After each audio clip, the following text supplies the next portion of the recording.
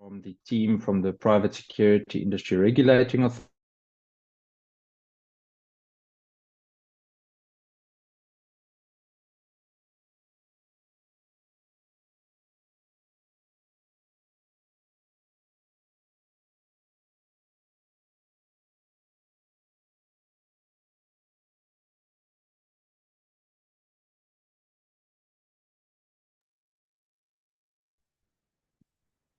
Good afternoon, everybody. It seems that I lost signal there for a moment. I just want to check if we have quorum, Babalwa. Yes, we do have a quorum. Thank you, Babalwa. Before we kick off, I just want to first ask if you would flight the agenda for us for the honorable members to consider, please, Babalwa.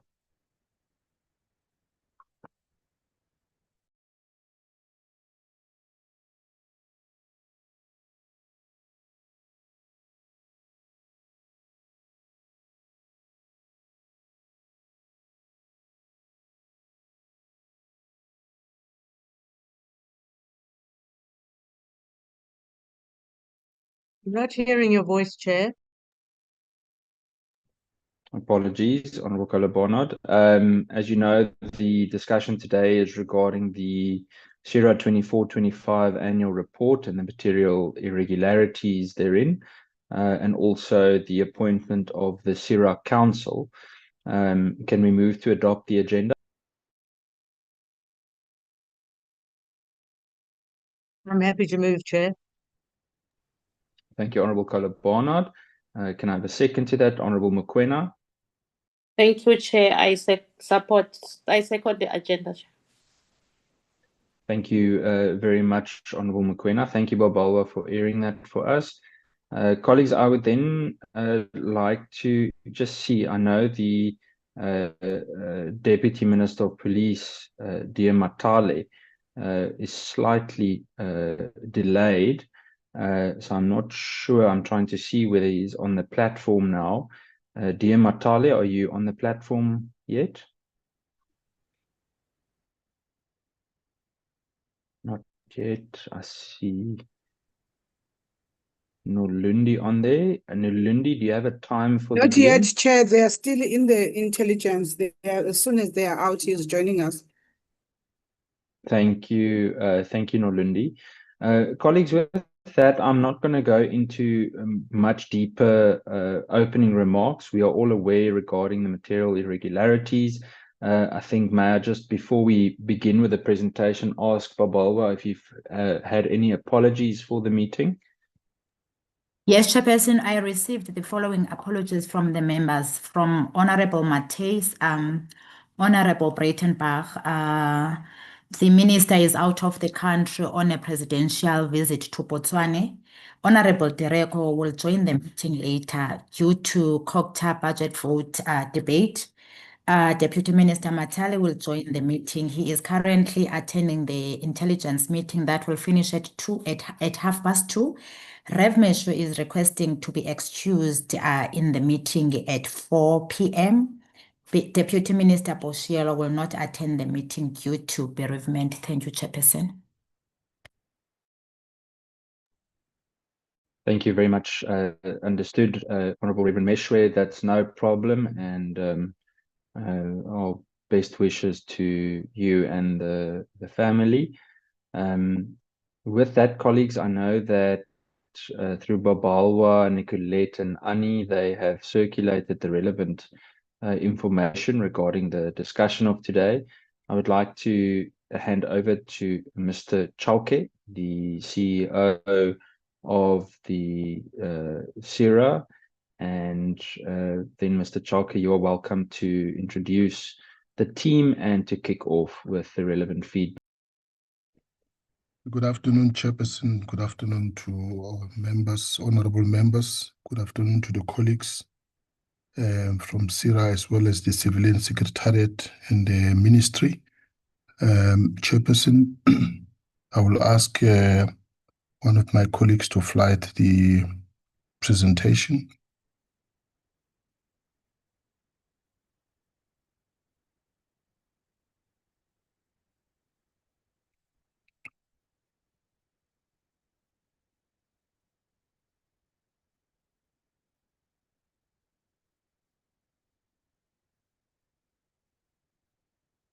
Looks like I'm not seeing the presentation on my side.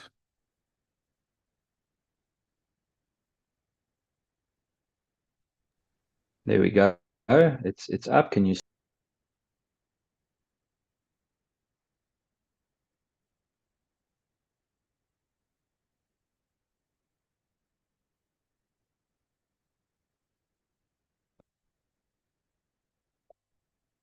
It's still not showing, Chair. My apologies. My apologies, Director. It is showing on my end. It's showing.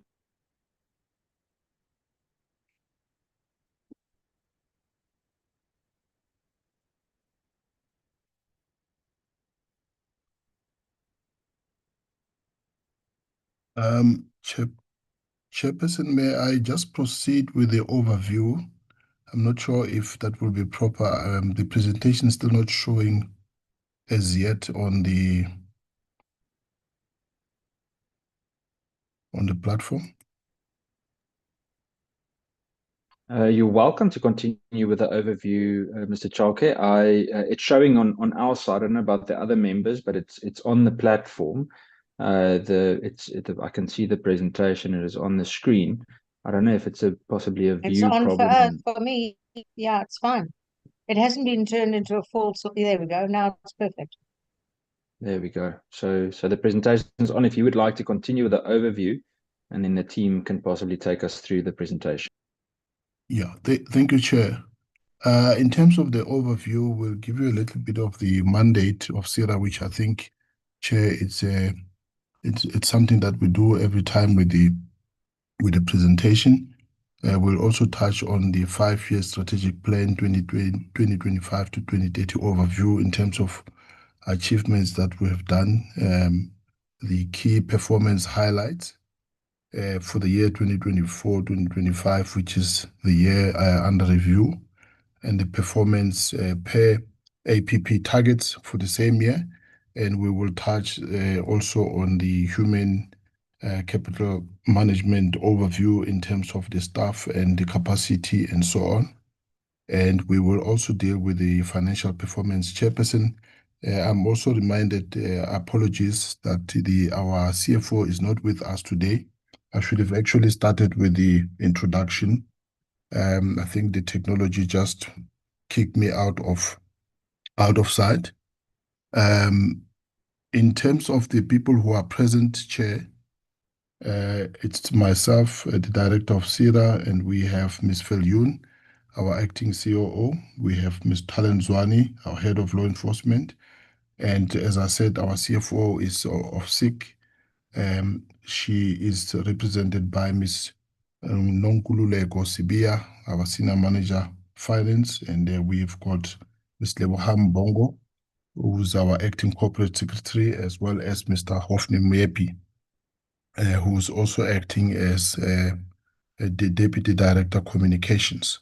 I see, Chairperson, there is a hand from Mr. Makashula. I don't know if I should proceed. Yes. Just give me a second, Mr. Chalke. Honorable Ghana. Thanks very much. I just wanted to check, and if it's old age, roll me out of order. I think a couple of weeks back we dealt with the annual report of PSIRA. That the aspect we are called to look at now is as it relates to the audit outcomes. If I'm out of order, Chair, and we are dealing with it from the top, then you can roll me out of order. But my understanding for this meeting was to focus as it relates to the audit outcomes, and not because I would think that we dealt with much of the APP. I think it was 3 weeks back, or actually 2 weeks back. Maybe just to focus the presentation, Chair, so that we don't waste a lot of time on the aspects that would have dealt with a couple of weeks back. Thank you, Honourable Ghana. So the main focus is actually two-pronged. It's specifically regarding the 2024-25 annual report and the material irregularity findings in that was discussed during that specific annual report. You would remember that it has come up quite a few times. And we then said we would have a separate meeting just to discuss that. And then also the issue regarding the PSIRA, the appointment of the PSIRA Council that had recently been dissolved, sorry, and just that whole process and the discussion around that. I must say, I'm a little. It's difficult for me to understand, Mr. Chalka. It's not directed at you, but it is difficult to do this discussion without the ministers. I understand that DM Matale is slightly delayed, but also without the CFO. It's not the CFO's fault if unwell. I understand that completely, but it does make it slightly challenging. But Honourable Ghana, does that answer your question? Yeah, it does in a way, but all right, maybe let me be patient and see what's coming up. But I worry that we'll reach the same kind of conclusion that was reached last week Wednesday when we engaged with IP then SAPS. I think let's be. Yeah. I sense that by the end of this meeting, the conclusion that will be reached will be the kind that we arrived at when we spoke to IP and the subs on the Pala matter. So the reason I was asking for a focus is because I can see where this is going. No, but I agree with you, Honourable Ghana. Mr. Chalka, I think although I have appreciation for the detailed report, can we please move directly to the material irregularity issue and speak to that?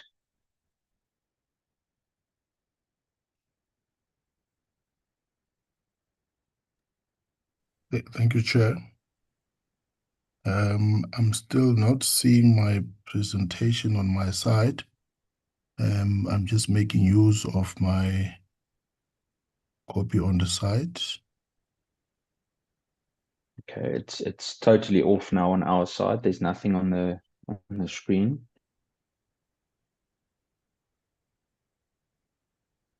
On the slides, can I just request colleagues to attempt to show the slides again?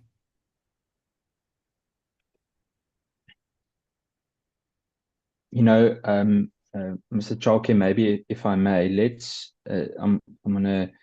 start with let's go through the annual report. We have to do that in any case. We don't have it's part of what we must do as a committee, and we agreed to that part of the agenda. So let's do the annual report, and then we can take it from there. I just want to make sure that this whole issue regarding the material irregularity process and progress is handled properly. Honourable Ghana, your hand is up. I just want to check, is it a legacy hand?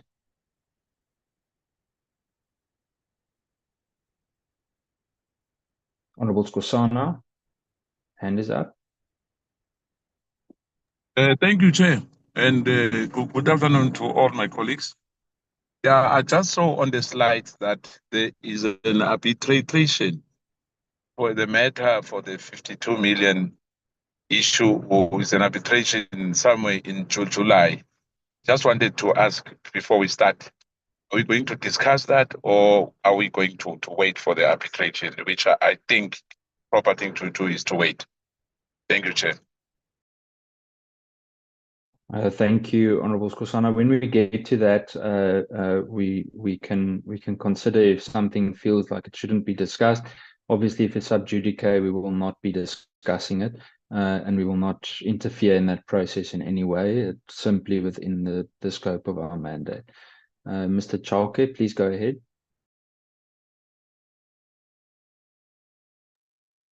Thank you, Chair. We can move to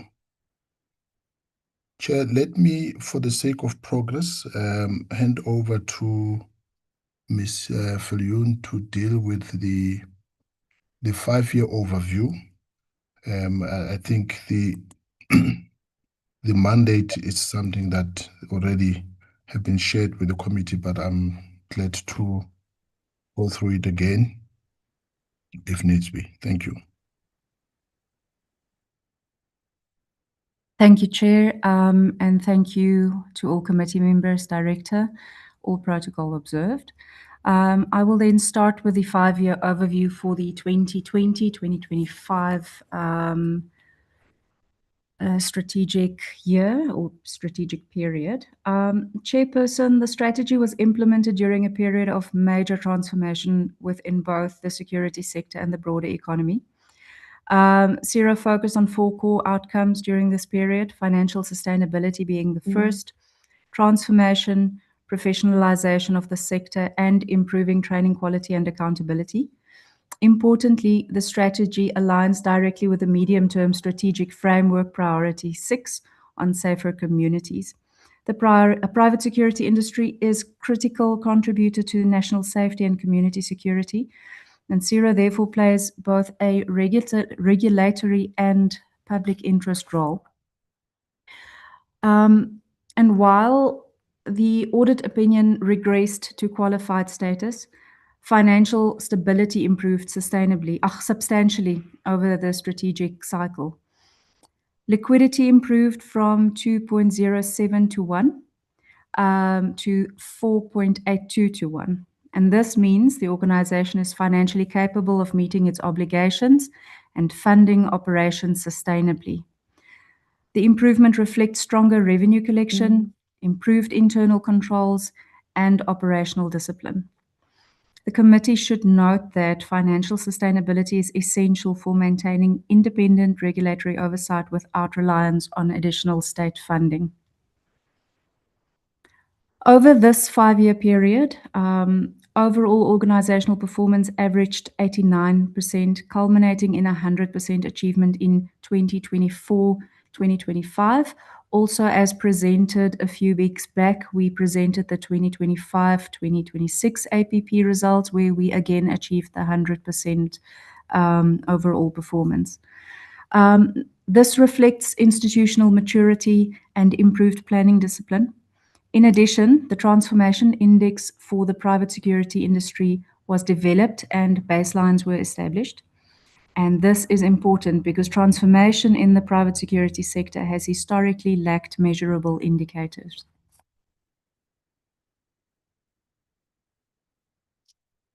Looking at compliance ratings remained consistently high throughout the strategy period. This demonstrates improved enforcement capability and greater industry accountability. On training, PSIRA strengthened monitoring of instructors, training centers, and qualifications. This is important because poorly trained security personnel present risks not only to the public but also to national security infrastructure. The authority continues to position professional training as central to reducing misconduct, illegal firearm usage, and unethical conduct within the sector. Moving on to the operational overview and our key highlights. Chairperson, PSIRA achieved 100% on its APP targets for the year under review. The authority also recorded a surplus of 115 million rand and maintained a strong liquidity position. However, we acknowledge the qualified audit opinion and are actively implementing corrective measures.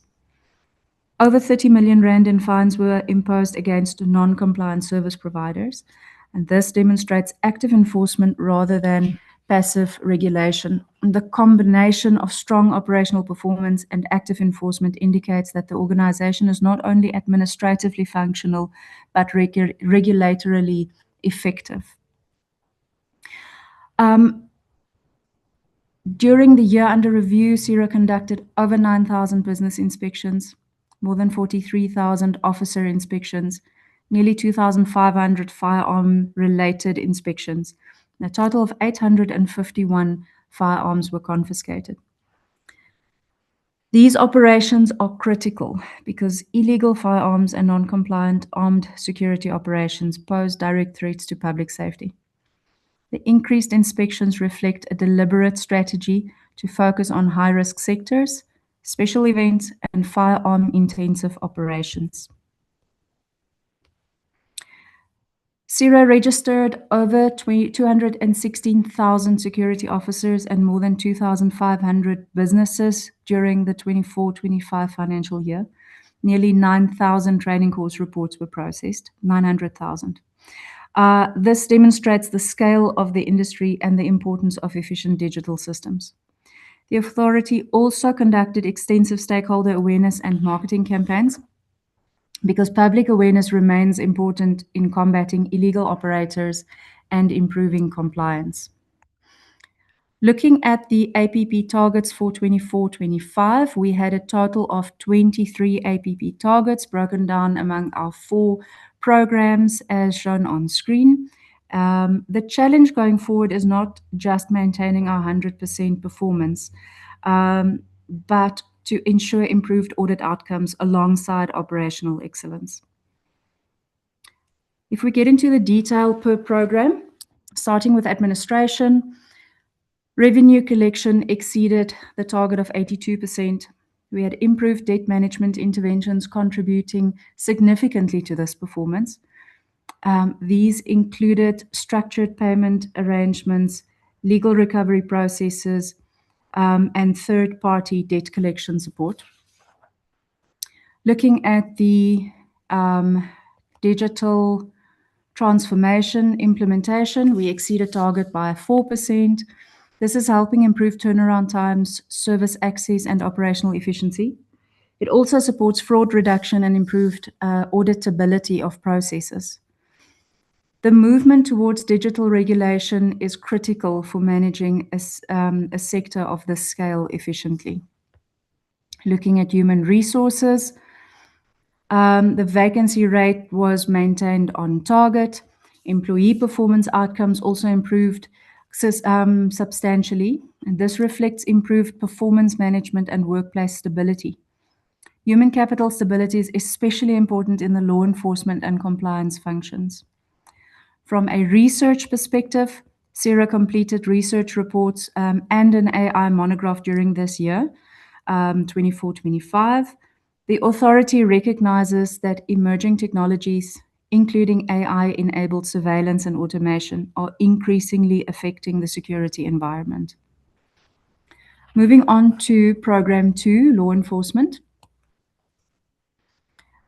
Inspections exceeded targets significantly across all enforcement categories.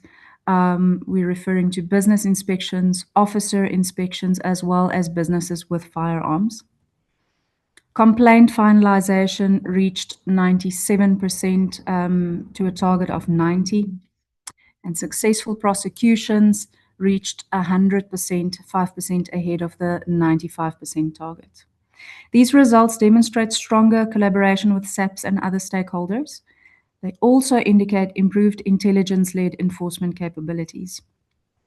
Looking at Program 3, Training and Communication. Training oversight exceeded targets in all areas. The additional qualifications and instructor audits were conducted due to increased industry demand. Improving training quality contributes directly to professionalization and reduced operational misconduct. Looking at our marketing campaigns, awareness workshops and marketing campaigns exceeded targets significantly. Many of these interventions focused on empowering smaller operators and improving compliance awareness. Public education and stakeholder engagement remain essential tools in preventing exploitation and illegal operations within the sector. Our last program being registrations.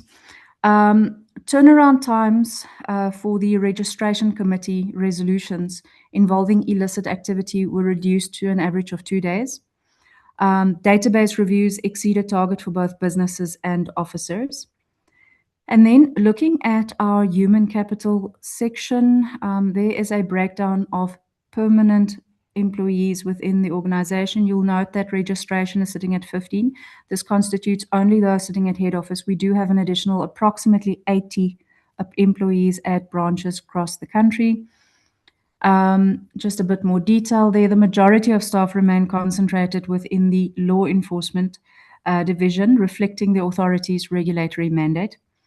Additional appointments were made during the year to strengthen operational capability, and vacancy rates were maintained below 7% despite turnover pressures. Please note that growing enforcement demands require continued investment in skilled regulatory personnel, particularly within inspections, investigations, firearm oversight, and digital systems management. I'm going to then, Chair, if you will allow, hand over to Ms. Nonkusibia, who will then take us through the financials.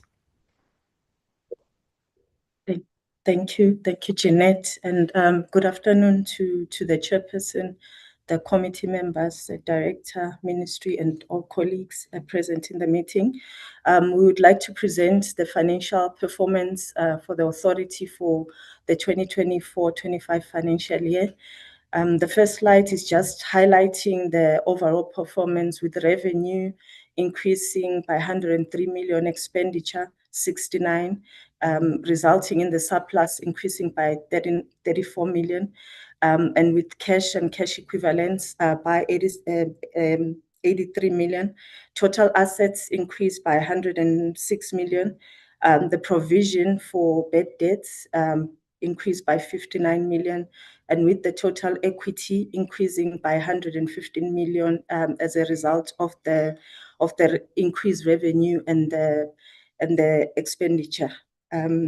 Next slide, please, Jeanette. And with regards to the financial position, there was a 25 increase on the assets, mainly as a result of the increase in the bank balance and also the increase in debtors. There were also additional purchases of assets of 44%. Liabilities have decreased with 8% for current and 19% for non-current liabilities. The equity has increased by 36%, and this is due to the surplus that was achieved in the financial year. Next slide, please, Jeanette. In terms of the financial performance, the authority achieved a surplus of 115 million, with revenue increasing overall by 17%, mainly as a result of increased annual fees. The additional registration fees compared to the prior year, increased training revenue, which was also indicated in the previous slides, increased sale of goods, and these are the renewals of certificates and sales of ID cards by security officers and security companies. With regards to expenditure, there was an overall increase of 13%, mostly coming from staff costs. Slight increases in rentals, a reduction in the impairment expense, and other expenditure increasing by 29%. Next slide, please. In terms of the overall explanations, we've seen an increase in the number of security officers and security companies that were built in the financial year, resulting in increased revenue. As indicated, also there was 21% increase in registrations, 241,870 coming from security officers, and 2,601 being that of security companies that were registered in the year. The training revenue has also increased as more security officers were trained in that financial year. Also, sale of goods, which is the renewal of certificates and ID cards by security officers and security companies, having increased due to outreach programs that are done, where our registrations department would go to the smaller towns so that there's reach in the services. Thank you, Jeanette. And next slide, please. There was also a 26% increase in interest received, and this was due to the investment of excess funds to investments that yield a high interest at an average of 8.8%. Fines also increased by 21% as a result of the magnitude of transgressions that were experienced in that financial year. Bad debts recovered increased by 246%, and this is due to collections that are done, also assisted by the panel of debt collectors that has been engaged by the authority. Other income increased, and this is due to, as a result of sundry income, which comes from letters of good standings and other refunds from this private security industry. This also included infrastructure reassessment, which are done as part of regulation. Thank you. Next slide, please. Expenditure increased by 13%, mainly coming from employee costs, with the increase from 355 employees to 372 in the financial year. The impairment expense decreased, and this is based on debtors that are owing amounts as at the end of the financial year. There's a methodology that is used to calculate the figure. Property and machine rentals increased by 9%, and this is due to increases as per the lease agreements that are in place. Other operating expenditure increased by 29%, and this is coming from legal fees, and it is dependent on the complexity of the matters mainly between the private security industry and the authority. Consulting fees as a result of IT systems that are being implemented. Also license fees in relation to stronger cybersecurity measures, and fingerprints, which are mainly linked to the number of registrations, where if you have a high number of registrations, then your fingerprint costs would increase. And next slide, please. In relation to measures that have been put in place and work that has been done in relation to the qualified audit opinion that was received in the 24-25 financial year, the authority is in a process of establishing an internal audit unit with the position for senior manager having been advertised, and we have received submissions from applicants. This would assist in strengthening oversight, and more work will be done if the function is internal as opposed to having engaged an external company. There's also been experts that are both finance and IT that have been engaged to assist with the issues relating to the capabilities of the system to produce reliable data. And this is going to improve financial reporting and also controls within the system. Since the audit opinion related to data, there's been additional reconciliations in that area to ensure that the system tallies with what has been reported, and checks and balances are done earlier in the financial year. If you can please go to the next slide. Okay, the authority has introduced an additional interim financial statements where previously they were only done in September. They are also now done in December for the period ended December. So meaning in total 3 sets of financial statements are prepared by the authority to ensure that errors can be detected throughout the financial year. And there's also different checklists that are now being used to ensure compliance with the standards. And lastly, continuous professional development of team members with the change in standards and how we report in finance. Thank you. Next slide, please. Thank you. And then with regards to the impairments that were reported, the authority is also procuring a billing system which is going to assist with revenue management, and also there's going to be integrations between the CRM system and the current system that is used for reporting. And with regards to the actual collections themselves, those will be enhanced through more stringent measures coming from the legal services with regards to debtors that are not paying on time.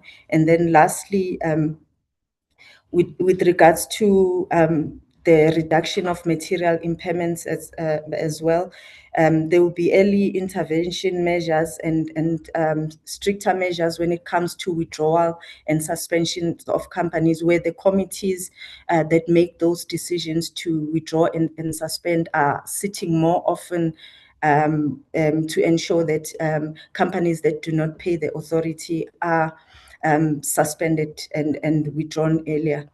And also impairment assessments are done on debtors on a monthly basis to ensure that all issues with regards to late payments are addressed.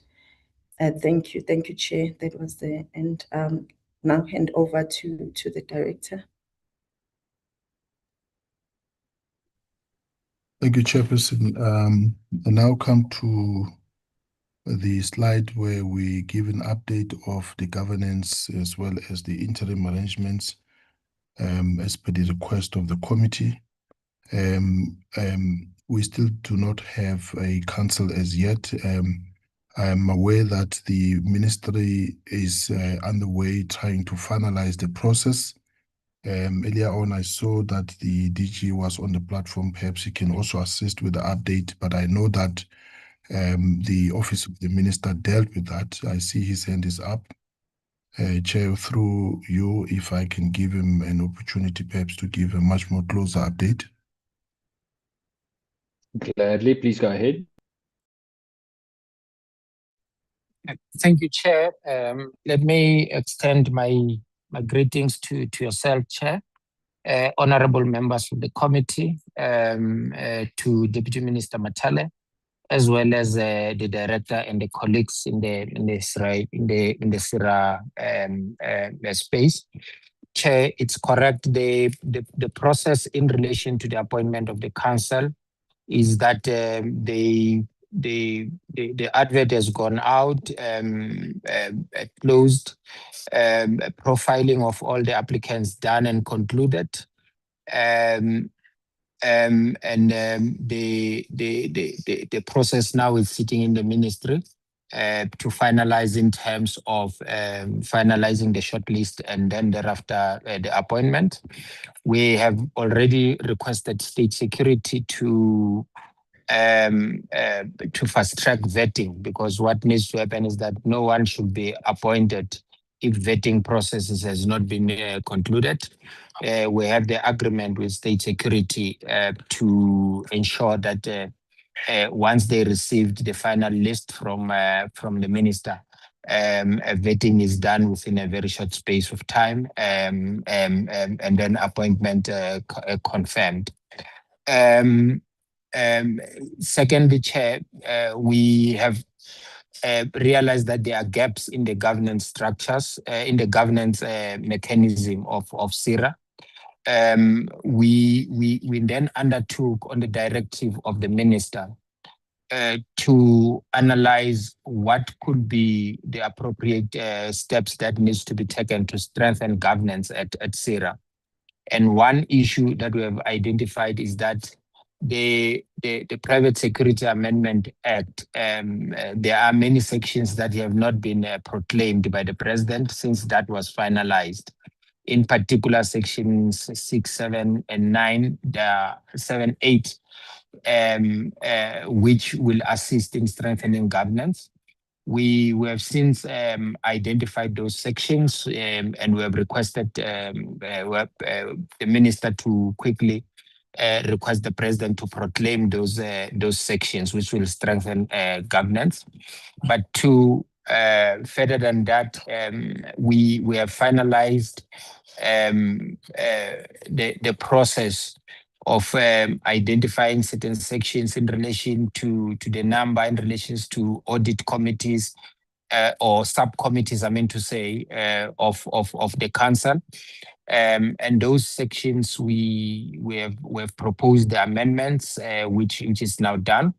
And the process is sitting with the minister now for him to approve that it enters the structures of government for purposes of amendment, which will eventually which will eventually be processed to the portfolio committee.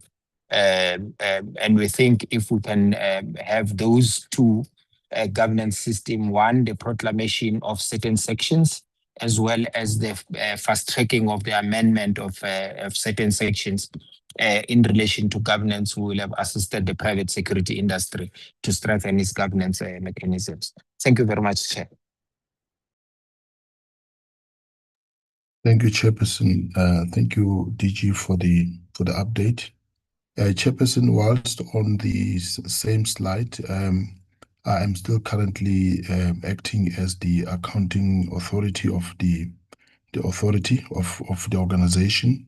We have taken very stringent steps to ensure that there is no conflict of interest, there is avoidance of any form of any conflict whatsoever, including to ensure that there is role segregation that is also implemented.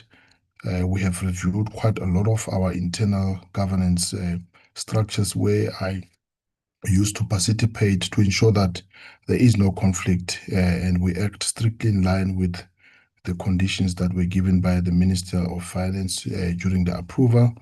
And we also have retained our Audit and Risk Committee. The Social and Ethics Committee is also in place. We've expanded some of their oversight roles to include human capital and remuneration, as well as other committees such as your core business and stakeholder committee, and sort of lumped some of the committees. You might be aware that we in the past we had a finance and investment committee. We have lumped that with the audit and risk committee. So we've ensured that also issues of conflict are taken care of, and these committees, as statutory committees, continue to function so that we are able to keep the governance of the organization above board. Chair, if we move to the next slide.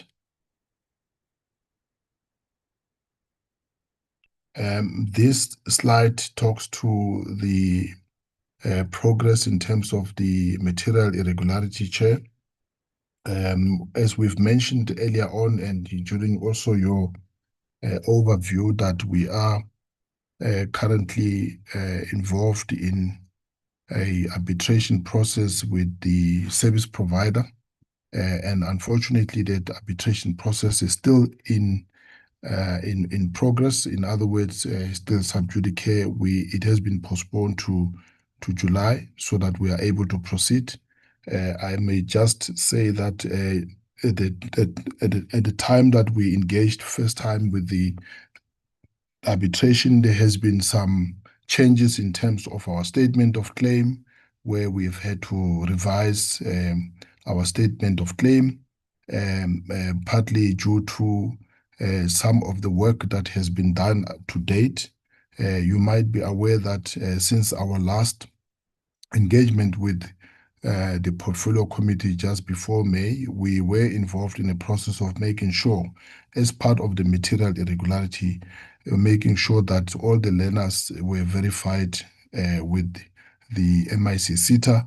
That process has been underway, and to date, we have 2,939 learners have been verified, and there is an additional cohort, and I'm told that cohort is somewhere around 1,391, which will take 76% of the total of 7,071 that was supposed to have been trained.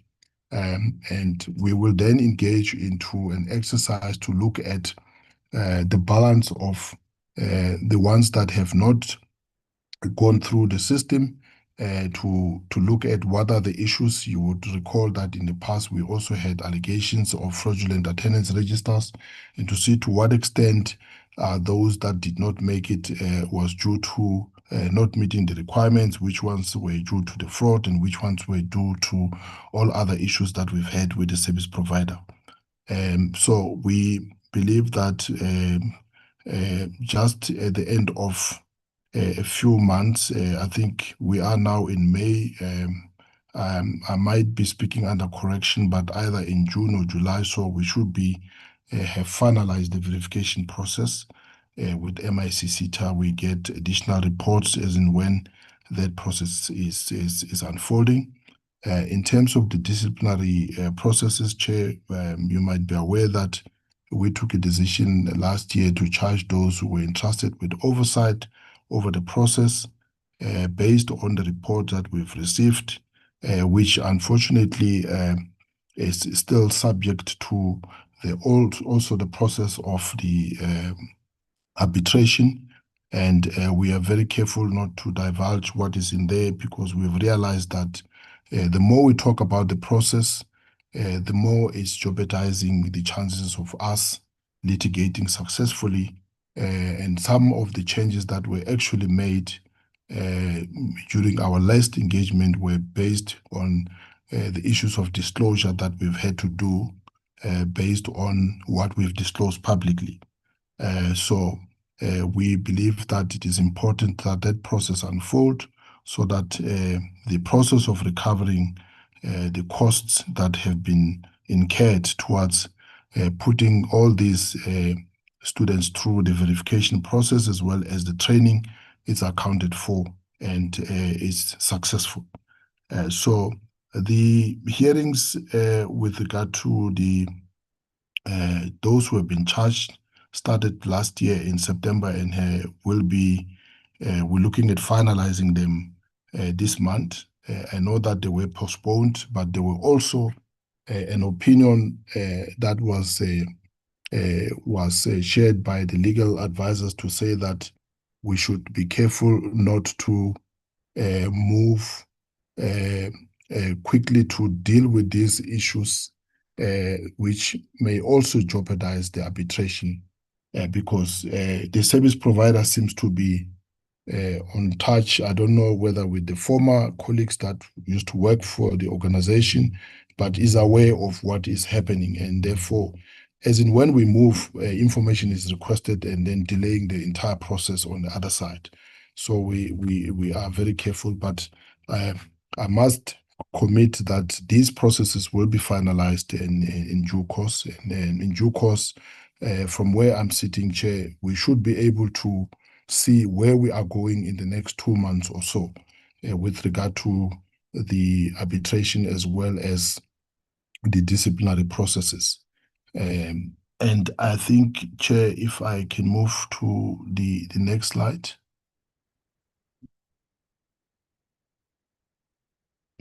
Thank you, Chair. So in terms of, I think some of the issues that we've put here, the senior manager have already spoken to them.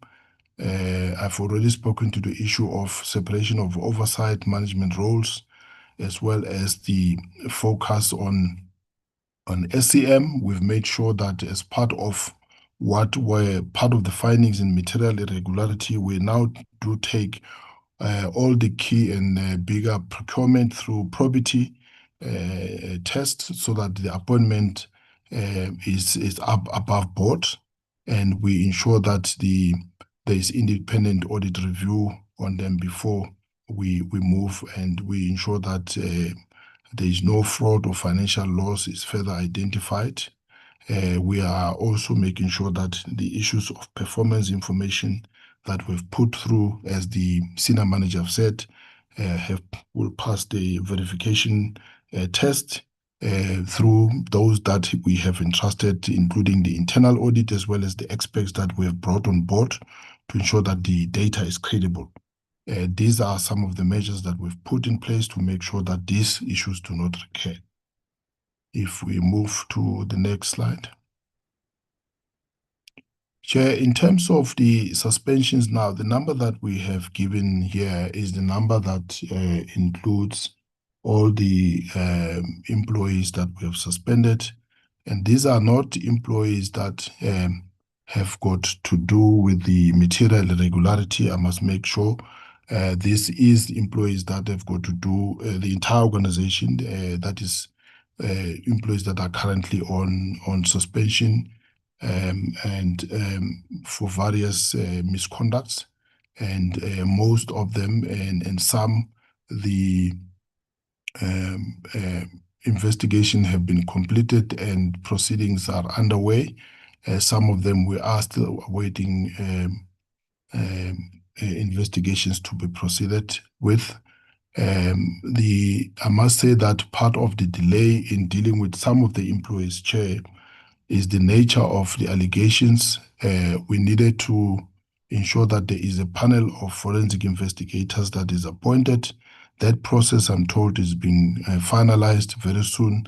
The process will begin to be underway, and some of those easy allegations that our forensics unit could deal with, we have given instructions that they must be dealt with and be finalized so that all of them are done quickly.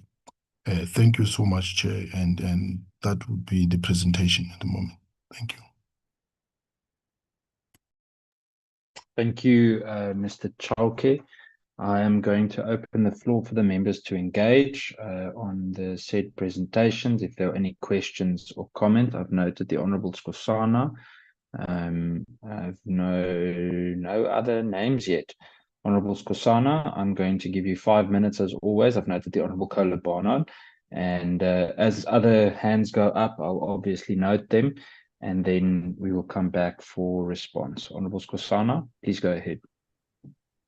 Thank you, Chair. I think it's very rare that you get a really positive presentation, for whatever reasons. In my past life at Scopa, not in fact past, I'm still there. I'm in fact, when I heard the 246%, I think yourself, Chair, you were shocked as well, that there's entities which can really perform like that. Normally we have a lot of red flags, and I just want to compliment the team of PSIRA who has done so. Suffice to say that matters are being sub judice, as we are told. Hence, I said earlier that I saw something like there's an arbitrator, and I don't think it's proper for us to discuss that, and you agreed as well on that. But overall, I think there's a lot of positiveness in terms of collection as well. There's a lot of positivity on that. And I think to the team of PSIRA, well done, in short, that it looks like things are turning around there, irrespective of the challenges which all the government institutions are facing. But of what I heard today, if there's anything to go by, it's really encouraging, to say the least. But I just want to raise the issue, which for me, the security industry, I think is it Phil June who was saying that it's very important for us to have securities. I understand that because we are in that industry. But for some of us, I think we need more police than securities.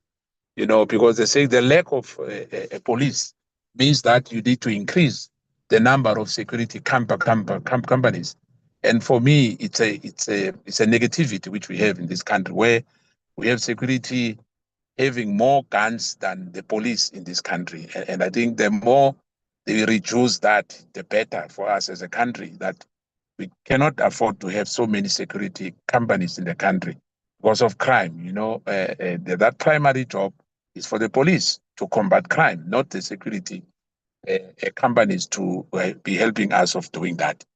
But indeed, that your existence depends on, in particular, on the security industry. But for ordinary South Africans, the more the security companies, it means there's failure of us as government of providing our citizens safety.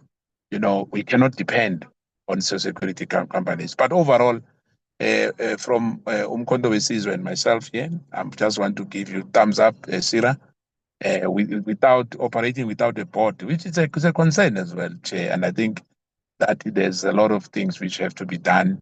But for now, I think they've done well. Thank you, Chair. Thank you, Honourable Skhosana. I then go to the Honourable Kola Barnard. Thank you, Chairperson. I've never had, I don't have as rosy a picture of what's happened, perhaps because I've been involved in this committee for so many years. I think I'm going to take the presentation with a pinch of salt, I fear. And I would like to know, and I think we all need to know, when the new PSIRA Council will be appointed. And we need to know the details of the remuneration issue involving 2 council members, and the decision to remove all 4 members. Fill us in here. I mean, the irregularity of the remuneration paid to the 2, Advocate Chimani and Ms. Pretty Makukule, was that ever disclosed as irregular expenditure? Who's been held to account for doing it? Who was behind it? And that's something that I'm finding missing throughout this report. Who's responsible? Who's been held to account? Who has been, if necessary, criminally charged from within? We've seen massive advance payments made prior to the delivery of service. Who authorized them? Who's been held to account? I mean, how dare you make massive advance payments with no treasury approval sought? You should by now. I mean, I just shook my head when I heard you now setting up an internal audit committee. For heaven's sakes, now, how many years has it taken and you still don't have one? Of course it's required. That really confuses me. It's as though there's no step forward when I'm listening. Now, you flagged over 30 million in irregular expenditure. Has it been recovered? And if you say, yes, we're after it, we're going to, where is it? What exact amount has been recovered? Where is it? Where have you deposited it? We need full reconciliations of this. It can't be a fuzzy, yes, we're going to get around to it. Have you formally engaged the UIF to provide an accountability progress report on the agreements with the UIF? That's been an issue for some years. And let's look at your civil litigation and arbitration proceedings. Why is that being proposed, postponed till July next year? What's the situation there? What is happening? And where is your litigation, and what sort of value are we talking about? Now, the disciplinary processes. Which of your officials, exactly, name them, were charged? And what were the categories of misconduct, and have the hearings been finalized? And of course, we have to know, and we have no CFO here today, suddenly ill, but why are the CEO and CFO not on precautionary suspension? You heard the portfolio's concerns on the 4th of June. Why have they not been suspended? And what are the positions of the 17 employees on precautionary suspension? What's the position? Are they on full salary? Are they not? Is there a timeline by which they'll simply be fed back into the system? And how does this relate directly? It's directly to the UIF material irregularity, isn't it? Please fill us in on that. And have any senior members been charged? Or are we all talking about the low-level employees just did it on their own bat? I know Honourable Skhosana thought it was a wonderful presentation, but I fear all my years in this portfolio have led me to be rather suspicious of presentations like this one. It's all about holding your staff to account, and we need to know who was involved, who should be suspended, who is suspended, why they're suspended, and frankly, are you laying criminal charges? Because when we're talking amounts like that, I think it's time, way past time, that you do exactly that. I thank you, Chair. Thank you, Honorable Kola Barnard. Honorable Muela. Thank you very much, Chairperson, and also greetings to Mr. Chauge and the colleagues. Let me also start by appreciating the presentation. I think it's something very appealing to hear Honorable Skosana commending the work that is being done by the entity. It is really, really something that is commendable. Also, let me congratulate them by achieving 100% in terms of annual performance plan targets for 2024-2025 and improving away from 92% overall in the previous financial year. I want to go straight to the questions that I want clarity on with regard to the presentations that have been given here. I want to check, Chairperson, in terms of the measures that have been implemented up to so far to deal with the issue of repeat audit qualification and to strengthen internal controls, particularly regarding reconciliations between legacy and digital systems that have been identified. And also, I want to know how are the accuracy and integrity of financial data being verified to prevent inconsistency that may threaten financial sustainability in the entity. Has the authority implemented adequate remedial and consequence management measures in response to the identified MI material conditions that have been given?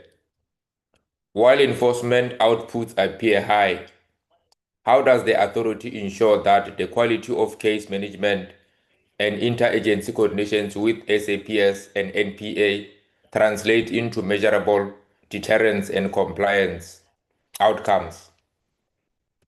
What mechanisms are in place to assess whether enforcement activities are achieving their intended impact as given? And lastly, what progress has been made in resolving audit qualification findings, including reconciliation of prior period errors and the correction of cash flow misstatements that are given? We've also noted the fact that the entity has been increasing in terms of their financial performance, which the revenue increase of 17% through the registrations that have been gathered, which is something that is actually highly commendable. We can also see that the entity has been growing significantly in terms of inspections that are being conducted, most particularly more than 43,000 security officer inspections that have been done. An additional 2,490 firearm licensed businesses have been inspected, with enforcement actions resulted in 851 firearm confiscated and 1,265 arrests. And also we can see that there are 245 prosecution finalized. It shows very well that there are remedial actions that are being taken where wrongdoing it is found. And we also finally want to know, there's been long overdue the issue of the finalization of the appointment of the CEO. I believe and trust, Chair, that the next sitting we're going to hear exactly implementable processes because it has long been on the pipeline. I mean, the song of pipeline we've been hearing for so long. I think the next appearance of PSIRA here, we should be getting a positive response in terms of the new CEO that will be appointed, so that the good work that is being done here, it is done with regard to the proper facilities that will be finalized in that particular regard. Thank you very much, Chair. Thank you, Honorable Muela. Honorable Ghana.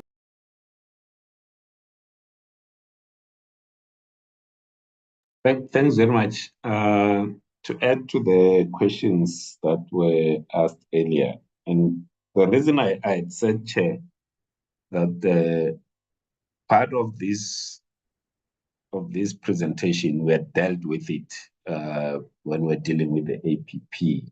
And I wanted us to maybe get fresh information. So the question around the KMS and the UIF, when we dealt with the APP, was tabled, but it was not adequately answered. Equally, the question around the learners, because if we are dealing with part of the audit outcomes, and we're dealing with the learners that will have completed some kind of a training, so there was an expenditure, and it could very well be me. What I may be, and the team can assist me, if we have enrolled and trained learners, and we are confident that the numbers that we are putting are the correct numbers, the verification shouldn't be taking that long. It could be me that I don't understand when we talk about the verification of learners as a material irregularity coming from the audit and so forth. What is it that is blocking verifying the entirety of the numbers, and what is the number that we can kind of be sure that these are real numbers? So in a way, there's some, I don't know, texture that is not being shared. So if the PSIRA itself has moved to a qualified status, but the way it's presented, it's in such a way that and Honorable Skosana might very well be right, that if you were to kind of read this presentation, and you haven't been part of the committee in a way, not that Honorable Skosana hasn't been part of the committee, you'll say, but why did the AG raise give a qualified opinion on PSIRA? And so there's a lack of texture, Chair, and maybe the team can assist, Mr. Chauke can assist to say, what are we really dealing with inside PSIRA? That the audit has come as qualified, and the question around the learners, the link between UIF and KMS, and it could be my own confusion, Chair, because these matters, like I say, when the APP was presented, these matters were raised. And I'm asking, between the time that the APP was presented and today, what has changed? What is the new information that is being brought before ourselves? Thanks very much. Thank you very much, Honorable Ghana. Then move to the Honorable Shabane. Hold on a second. Honorable Koza, apologies, Honorable Koza, I missed you. Apologies. Honorable Koza, go ahead. Thank you very much, Chair. I take this opportunity to greet the DM, the PSIRA delegation, all members. It's very much unfortunate, Chair, to say that there is nothing gloom here, or rather, to celebrate. We are dealing with an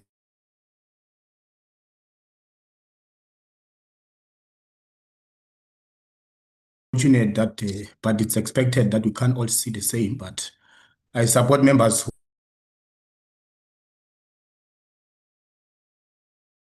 Chair, I think firstly it's very much important, in fact, of great importance for PSIRA to understand that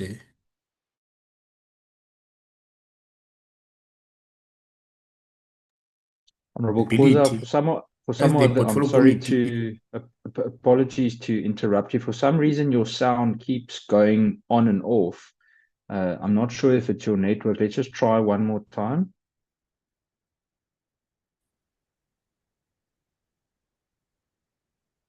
You can try again. Am I back now, Chair? I'm trying to move. My network is not that stable. Am I back now? Yeah. Yeah, that sounds better. That sounds better. Let's try again. Apologies for interrupting you. Please go ahead. All right, thank you very much, Chair. Just to be quite brief, we want to state as the economic freedom fighters that firstly, there is absolutely nothing to celebrate or rather appreciate in this report that we've just received from PSIRA. Firstly, it must be stated, in fact, we must indicate to PSIRA that our task as the portfolio committee is for us to have an oversight that is intense and that will assist even the entity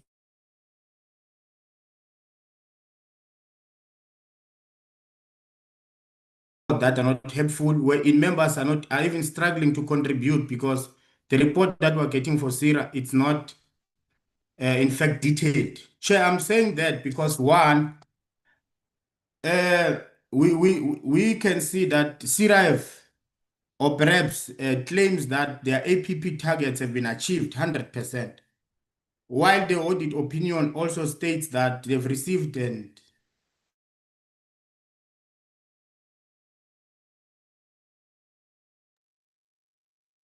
Sorry, Chair, as to it's what breaking. we Can't get.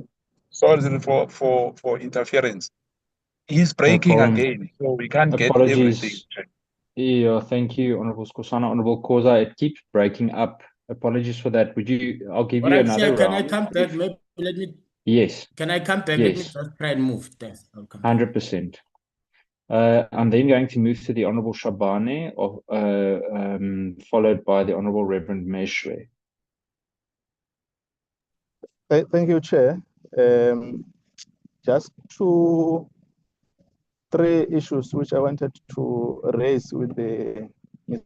Chauke and the team, and also appreciating the positive indicators that has been highlighted on the report and taking from the APP which was presented.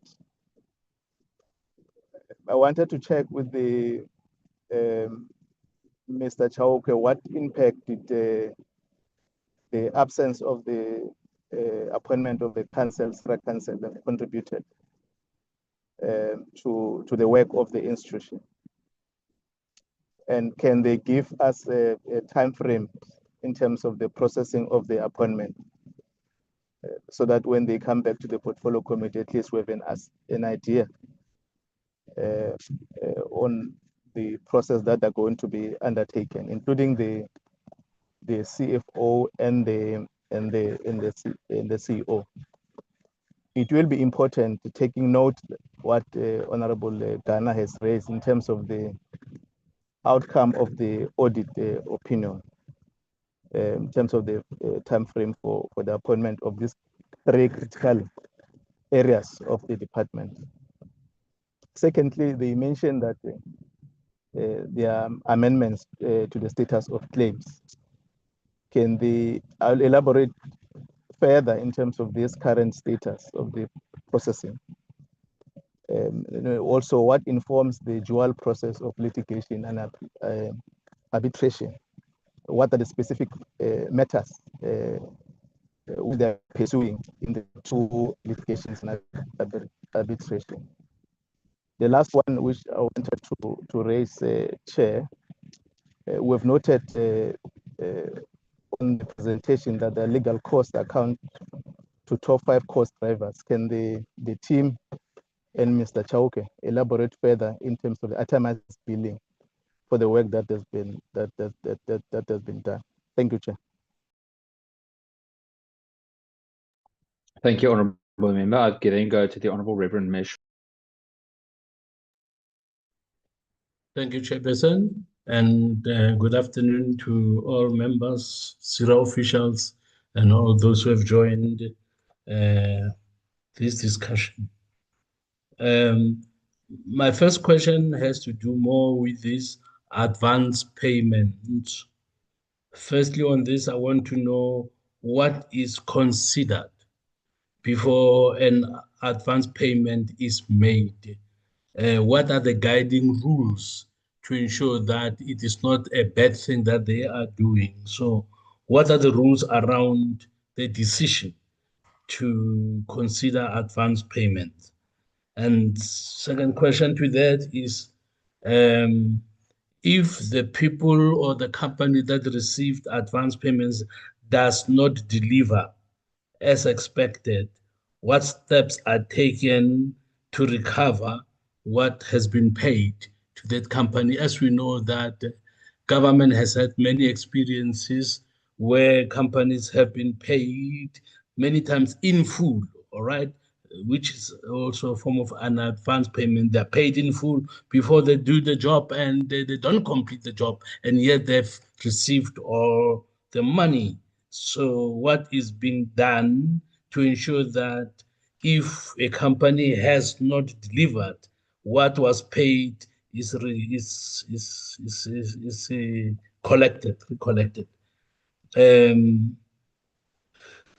Now, bad debts.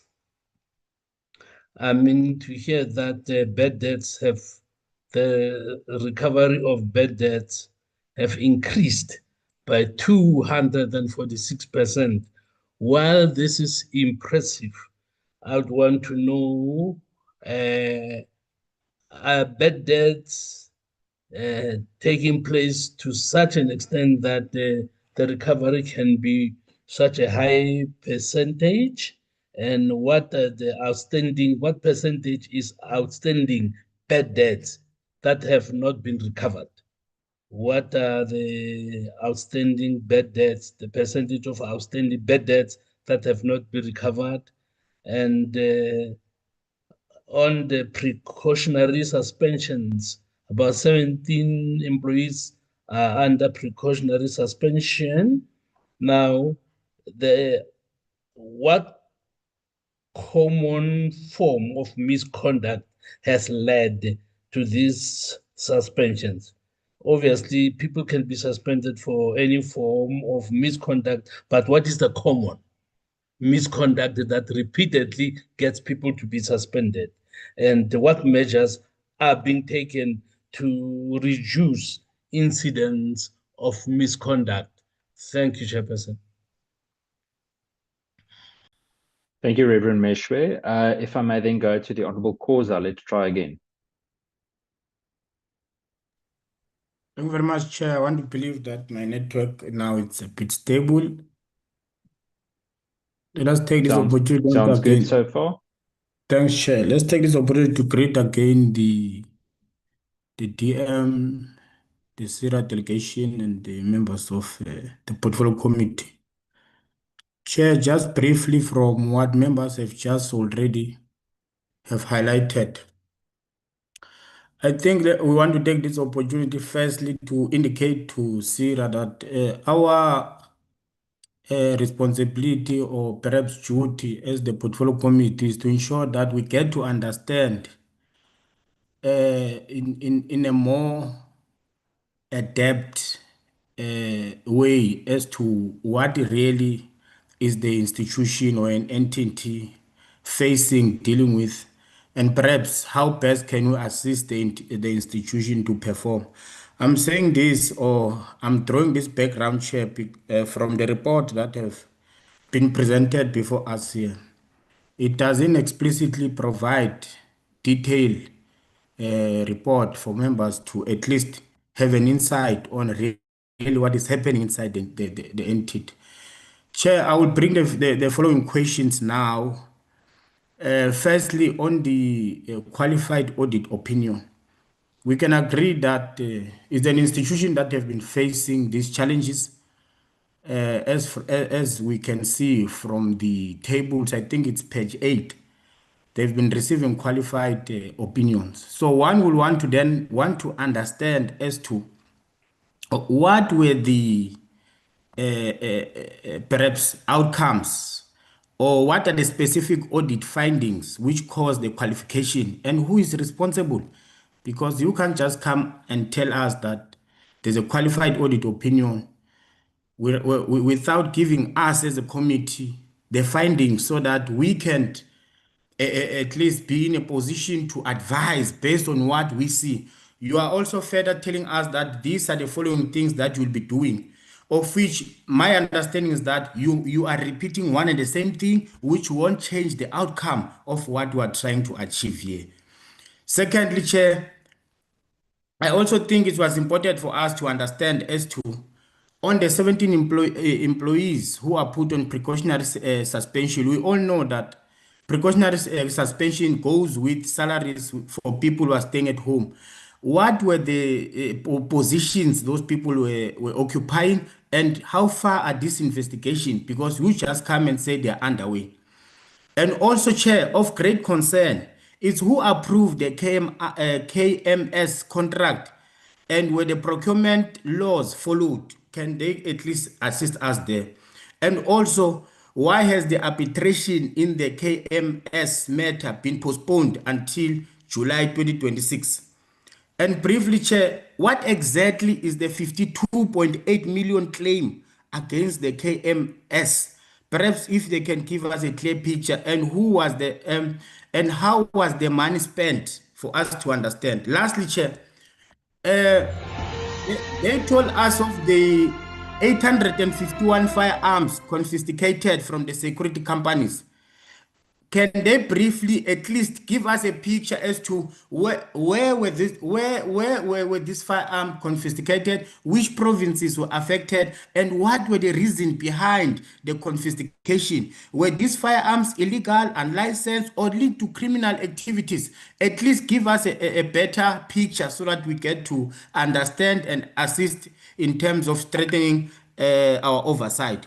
And lastly, Chair, how many confiscated firearms have been linked to violent crimes, cash in transit, heist, and political killings or taxi violence? We all know, Chair, we are dealing with serious crimes. We are dealing with firearms that are involved in illegal activities. Can PSIRA at least take us into confidence as to what was the background or what's the outcomes from those 851 firearms? Let me pause there, Chair. I'll come back with a follow-up question. Thank you very much. Thank you, Honorable Khoza. I then hand over to Mr. Chauke for the relevant response. Mr. Chauke, I'm going to allow the members to possibly come back again. If something is not clearly answered, we will go for another round and then continue that way until we've got clarity on everything. Mr. Chauke. Thank you, Chairperson. I will deal with the questions and also ask my colleagues to deal with some of the questions. With regard to Honorable Skosana, we've noted the compliments on the work that has been done by the PSIRA. I think it goes a long way into encouraging the employees of PSIRA and those who are working very, very hard to ensure that this organization is exemplary and remains one of the best performing organizations despite its governance issues and the issues that besiege the material irregularity. Chairperson, and I must also say that with regard to Honorable Kola Barnard, there has been a disclaimer that I've made in the past and even currently earlier on with regard to the issue of litigation. I find it very, very difficult, as I've mentioned, to jeopardize the litigation that is currently underway. I really fully understand the need for accountability, and in particular that the public must know what happened to the funds. There is no doubt about that. We have to make sure that all of those details are shared with the committee as well as the. And we are saying to the committee please be patient so that the process of litigation is finalized. For me to issues that have been asked by the honorable members will simply jeopardize those issues. I will attempt to answer some of the questions. Some, as I said, I will not be able to do so because they are directly linked, and many of them, of course, that speaks to the UIF matter are directly linked. I've mentioned earlier that we have a setback as to the finalization of the arbitration precisely because of the issues that we've disclosed. And you might know that in terms of the rules of litigation, disclosure is very, very important. If you do not disclose information to other parties who are part of the litigation, it is quite a very serious irregularity with regard to litigation. So that is my difficulty, Chair. There was a question regarding the appointment of the council. I think we have dealt with it earlier on to say that the process of appointing the council is underway, and we believe that the minister will finalize it very soon. I heard earlier on that the deputy minister might be on the platform, and if need be, he will also be given the opportunity to also touch on the matter. Chair, there was also a question whether any of the remuneration of the council has been disclosed as irregular. I'm unable to answer that question, but I will be able to answer the question if I'm given the opportunity to go and check. I know that the audit is underway, and we will check whether the disclosure has been made. And there was questions that relates directly to the payments with regard to UIF. I think those I've said have got the probability to jeopardize the contract, the litigation that is underway, because we are right at the moment where we've had to amend our statement of claim due to certain disclosures that we've made. Chairperson, have UIF been informed about this matter? Yes, UIF is well aware because the matter has been in the public domain. And we've mentioned earlier on that we have a matter that we've been also involved in litigation with UIF itself. And that matter is also, as I understand from the progress that I received a week ago, almost close to finality. And I think it is where the parties are actually looking at conciliating the matter. And that has got to do with a sort of a similar matter that we are besieged with. But that's a contractual issue between us and UIF, Chair. And I will request to be reminded if there's perhaps questions that I also left out. There was also a question regarding whether any persons have been charged with regard to the matter. Chair, I've mentioned that not all the 17 employees that have been suspended have to do with the UIF matter, but there are several employees that have been indeed charged due to the various conduct or a lack thereof in dealing with this matter of UIF. And again, I'm very cautious to say what exactly those charges are. Safe to say that in the main, we have charged them for issues that are related to oversight over the project of this matter. And I will be also request to be indulged that I should not disclose who those employees are and the levels of the employees, because they still have to undergo disciplinary proceedings, and therefore I do not want to kill their careers publicly for something that they could later be exonerated. I think that is only fair enough, Chair. And again, once all those processes have been concluded, there is nothing in law that would prevent us from sharing with this portfolio committee and the nation the outcome thereof and the details that are associated with such matters.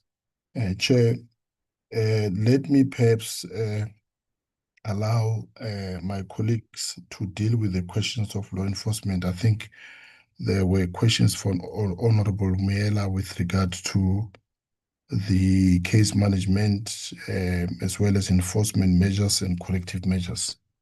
The head of law enforcement hands is up. Through you, Chair, I will allow her to answer those questions. Thank you. Thank you, Mr. Chalke. Please go ahead.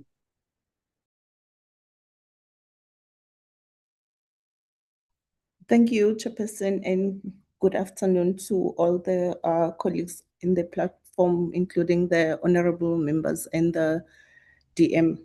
I will be answering a question from Honorable Muela with regards to the impacts that PSIRA, which impacts is PSIRA making. To answer that, I will say that whatever PSIRA is doing, Honorable Muela, we're doing it with the South African Police Service, and what we are currently aiming to do is to establish the specialized units to ensure that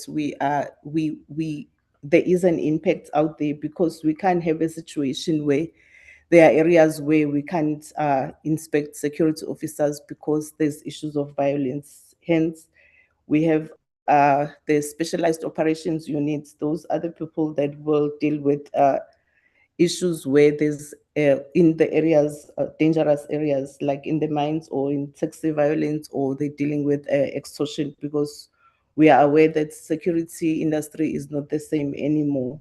And over and above that, we have also expanded focus areas in our KPIs. We've included those security officers that are using strobing lights whilst they are not supposed to use them, because we found that in most cases, those people will be transporting drugs, or maybe someone will be kidnapped or hijacked.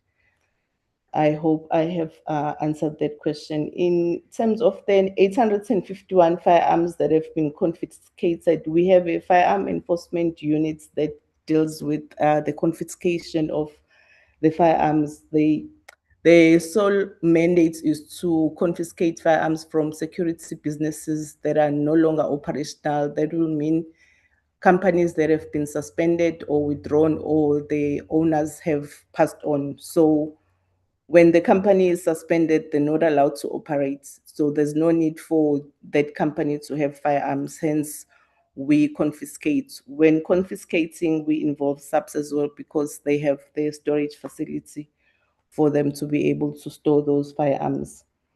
And there was an issue around the increase in legal cost, as in like the itemized billing. We are happy to share with the committee the contingent liability register, just for the committee to have an overview of the cases that we're dealing with, including the amounts that have been paid. Thank you, Chair. I'll end. Thank you, Chair. I will request the Senior Manager Finance to deal with the corrective measures that have been taken post the audit and the MI in detail. Thank you. Thank you. Thank you, Director. Thank you, Chair. With regards to the qualification, which was mainly coming from transactions not being reflected correctly when there was a move from the old system to the new system, the authority has engaged IT/finance experts who have taken 100% of the transactions starting from the migration date in 2020, in February 2022, and recalculated the data's balances all the way to the 2025-26 financial year that is going to be reported on the financial statements that are busy being prepared. The other issue that came about, which was not necessarily a qualification issue, but it was one of the issues that were raised by the AG, relates to how those balances were presented in the cash flow. So meaning it's more or less one and the same reason in between the cash flow and the debtors balances. And the experts have completed the work. The report was received to indicate what the balances should be to be presented in the current financial statements, and that, I think, addresses the correction of error and also the prior period error. And I think the other question was in relation to the MI, where I think the director alluded to the work that is being done with regards to the arbitration, but also there's continuous reporting, which is a requirement with the AG on the progress of the MI. I think there was also another question on the bad debts, the 246% increase. Just to clarify that we are comparing the 2023-24 financial year to the 2024-25 financial year. So the 246% is as a result of a collection of 475,000 in 2023-24 and 1.6 million in 2024-25. Hence the reason for such a high percentage. It's actually the comparison between those 2 years. I think we've also clarified the other question from the member that relates to what was the qualification about. Thank you, Chair. Thank you, Chair. Let me also clarify the other question earlier on regarding the arbitration. The arbitration is not being postponed to next year. It has been postponed to July 2026, which is earlier. In the next 2 months or so, the arbitration will be proceeding. Let me also clarify the issue regarding the litigation as well as arbitration, the parallel. I think we are speaking about one and the same process. The litigation that we refer to is the litigation where we are involved. I think perhaps for the purpose of sharing with the members the background, KMS was providing training services to PSIRA as an agent of UIF at the time. We have sued, so to say, to use the loose word, claimed money from KMS through a process which involves civil litigation. And the first process was to resort to what the contractual terms were referring to, and part of it was the arbitration. This is where we are involved in arbitration. The arbitration has been presided over by a judge, a retired judge, and this is where we are. And so that's the part of the litigation that we are referring to. And parallel to that litigation is also disciplinary measures that are being taken with regard to the employees that are involved. So that is also another issue that we are involved in. And parallel to that is the process of engaging the MIC SITA. And perhaps let me also explain this process, which I think it is linked to the question by Honorable Ghana as to what actually does this verification involves. So the training that took place regarding these learners with regard to the training of basic computing, like any other training in most of the sectors, there are several requirements that have got to do with the quality assurance of training that needs to be undertaken. And one of those processes is the moderation of the assessment of those students that underwent training. And that process is done by external moderators that are appointed by the service provider that work with the SITA that is involved, and through that process, what is called a portfolio of evidence is put together, or they call them POEs, and those POEs have got to meet certain requirements. Attendance of the courses that are involved is one of the requirements. Nominal hours is one of the requirements, and so on and so on. And once those have been met and have been verified to be successful by the SITA, that process then results in a statement of results being issued, or the training being recognized, or if it's a qualification then being awarded. So that process, Chairperson, is the reason why we are sitting here today with regard to KMS, partly because that process was not well articulated during the performance of the contract. And unfortunately, I know not of a legal provision in law that actually mandates the period within which the process must be done. Throughout most of the sectors, I'm aware that the process of moderation does really take place long after the training has been taken place, and that is perhaps most of the troubles that beseech most processes that have got to do with training, such as ours.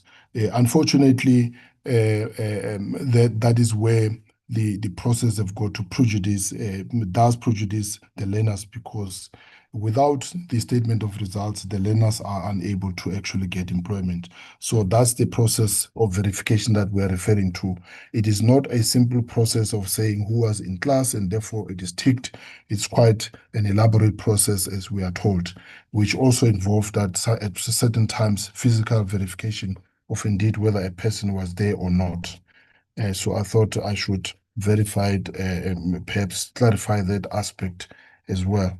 And I think there was also a question with regard to the impact of the absence of the council, asked by Honorable Chabani.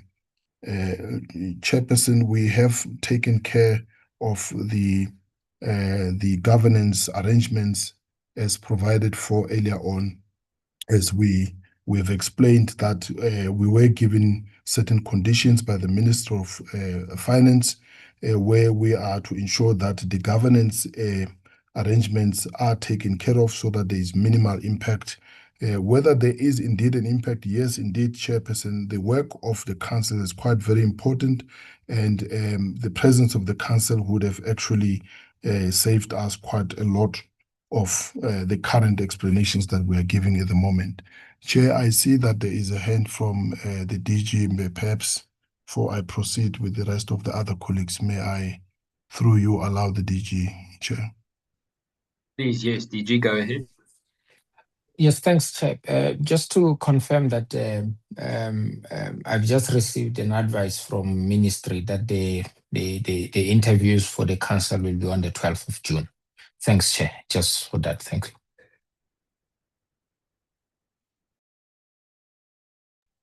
Thank you, DG. Thank you, Chairperson. Chairperson, maybe let me ask some of our colleagues to deal with. I'm just trying to check which of the questions are outstanding. Chair, there was a question regarding the seniority of the persons that have been suspended. I think we have said that we can give there are 2 executives that have been suspended, 3 senior managers, 4 managers, and 8 junior employees, totaling to 17. And there was a question also regarding the overall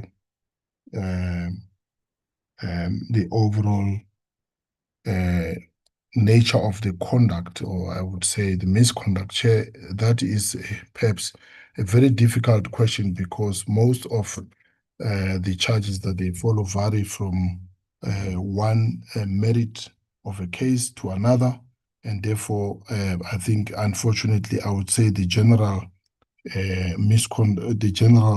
nature would be a misconduct that is disciplinarable. Chairperson, that I would, but we are happy to share, once again, as I said, these details with the committee at a later stage once these processes have been finalized. Chair, I know that there were questions with regard to performance. I don't know if they were adequately answered. I'm just trying to go through my notes. If not, we will come back to those questions, Chair. I see there's another follow-up from Reverend Mishuch. Thank you, Mr. Chalke. Let me use the opportunity to give the members an opportunity to ask those follow-ups and questions of clarity, if not answered. I also have one or two questions or comments that I would like to make, but I'm going to give an opportunity to the members first. I've noted the hands of the Honourable Meshwe, Reverend Meshwe, sorry, then the Honourable Kola Barnard. And as the other members put up their hands, I will give them the same opportunity. Reverend Meshwe, please. Thank you, Mr. Chairperson. I think 2 or 3 questions around bad debts have not been answered. I said, noting that they have recovered, no, the recovery of bad debts has increased by 246%. My question was, what is the percentage of bad debts that they have not recovered? And secondly, in cases where bad debts are not recovered, what does the company do to recover the debts that have not been, what steps do they take in addition to ensure that the debts have been recovered? And actually, the main question around bad debt was, what is considered, there has to be rules governing payments and the use of money. But before an advance payment is made, are there rules?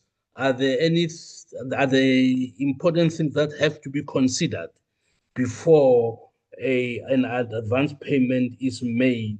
And if there is no delivery after an advance payment and the company claims bankruptcy, what do they do to recover?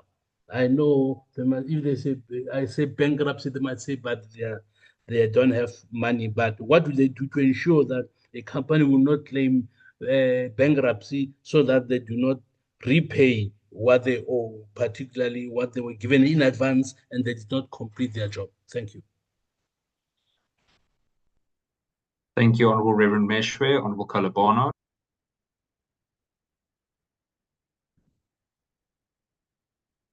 Honourable Kola Barnard, you're muted. Apologies.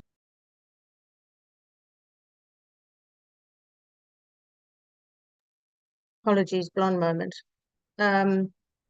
Yeah, there were 1 or 2 that I might have missed the answer to.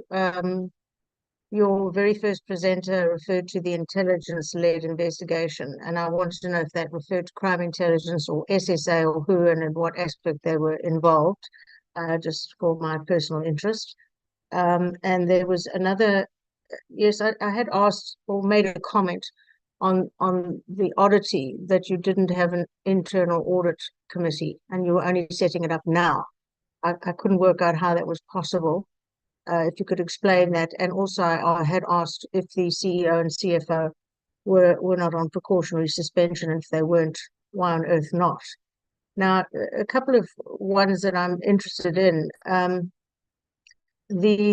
Because of your qualified audit opinion, it meant that the AG found there were areas of financial statements to be materially misstated, not credible, lies, basically.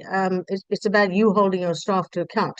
So if you can't give it to us now, I think what we need as a committee is a detailed list by name and position responsible for each qualification area and what exact corrective action you've taken after the previous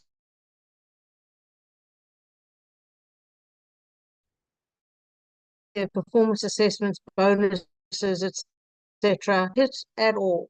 That I think we need to know. Or was it just all global? way forward. We're looking for actual responsibility. People have to be accountable for these issues. And I understand the UIF issue is in court, but I think we can ask you how many learners were allegedly trained and how many were verified by the MICT CETA, how many were accredited, how many received certificates, how many received the laptops or equipment allegedly linked to the project, and how many facilitators remain unpaid. Now, if only 118 of the 6,507 learners were accredited, who approved reporting this program as successful or substantially delivered? That's hardly substantially delivered. So did you submit the attendance registers, the learners lists, the training reports, any supporting documents to AGSA, internal audit, or council or parliament that were later found to be false, unreliable, duplicated, altered, or unsupported? And if they weren't, fine, table the verification confirmations. And I don't think that would in any way have an impact on the case, but that's an unqualified legal opinion. So fill us in there. And of course, it is necessary to identify who created, reviewed, approved, and submitted the documents and state whether criminal charges, although perhaps we're waiting for the court for that, for forgery, uttering, and defeating the ends of justice have been opened. Tell me what the exact chronology of the SIU referral has been. Who submitted what to whom, what has delayed the proclamation, and what follow-up's been done by PSIRA, the ministry, or the executive authority. And we want dates, correspondence, references, and the name of the official currently accountable for driving the process. And we need a full grid from you of the benefit, for the benefit of this committee, for every official implicated in this matter. But I do understand there are problems with names, etc., because of the case. But you did refer to two seniors, so maybe we can go by positions. We need a table setting it out, what the allegations are, dates of the suspension, and all the accompanying information, just all the details. We can't simply say, oh, well, it's underway, disciplinary processes are underway. It's way too vague for this committee.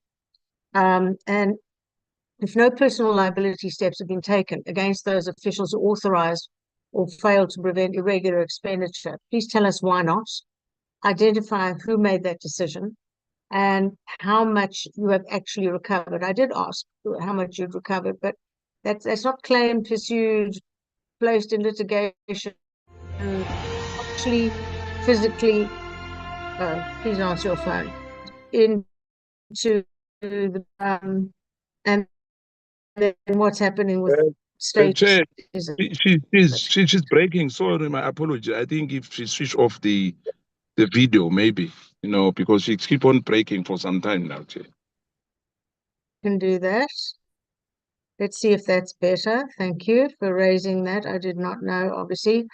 The PSIRA budget 26-27 increased significantly, but the analysis shows that the admin absorbs nearly 2/3 of the budget, while law enforcement's share declines. So how do you justify asking Parliament to accept an expanded APP and larger budget when the entity has a qualified audit report? And the larger budget, I don't know, you have unresolved material irregularities, you have delayed disciplinary steps, poor controls, and we're still awaiting the announcement of the council. So it's been very unstable. So I can't understand how you can come and ask for more when what you've got has been misused. Let's phrase it that way. Thank you, Chair. Thank you, Honourable Kola Barnard. I then move to the Honourable Skhosana, followed by the Honourable Khoza. Honourable Skhosana.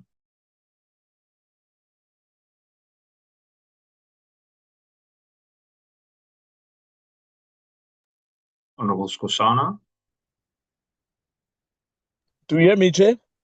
There we go. I can hear you. You can go ahead. Thank you. Thank you, Chair. Chair, we as a country, we are facing serious challenges.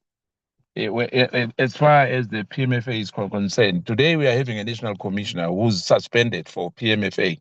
When we have head of departments, the DGs, we know with irregular expenditure, with so many things in terms of the PMFA, but there was only one who was targeted, and it's a cause for concern.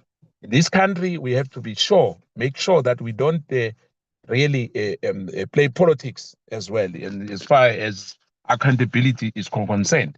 Because I've seen this thing that some of the performing state institutions, those few, they are not many, very, very few, I must say, that you'll be punished for doing well. You know, you'll be told that you have to be suspended and sit at home. Where we have to give praise, let's give praise. Where we have to be analytical about matters and make sure that we dig deep, you know, to the bottom of what the rot of the problem is. We have to do so. But I can say without a shadow of a doubt that what was presented, it might not be fully, you know, to all of us to know exactly what has transpired, especially when I've flagged the issue that there's matters which are in court. And I'll try not to divulge into that, because once I try to interrogate that, then it means this issue of jeopardizing a case is going to take place immediately. Let's not go that road. Let's respect that. I mean, if it's in July, no one is going to die in the next two months. You know, the sun will come from the east. You know, it don't come from the west. Let's respect that. The arbitration, if they are delaying, because some of the matters in this country are being delayed for forever. Let's hope this one is not going to be delayed. But let's refrain of naming people. You know, let's respect that. In whatever issue we have, if there's matters which we have to probe now, and those matters are a matter of litigation, let's stay away from that. I've seen that as COPA.